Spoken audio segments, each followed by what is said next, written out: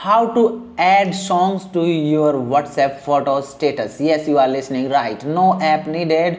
Just add a photo to your WhatsApp status and add music. Today we're gonna let you know. First of all, requesting you like the video and subscribe channel for get more video like this.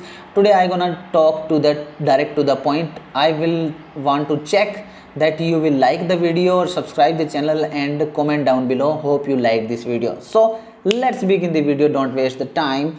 I am going to first of all to WhatsApp. We can go to the updates or status, click on this photo, and after that choose a photo and set up a photo according to your requirement you want to add. And if you want to add music, over here a music icon over here, you can check out this one is a music icon. You have to click on that, and after that you will see a lot of music over here. If you want to search, you can search the name of song or artist over here.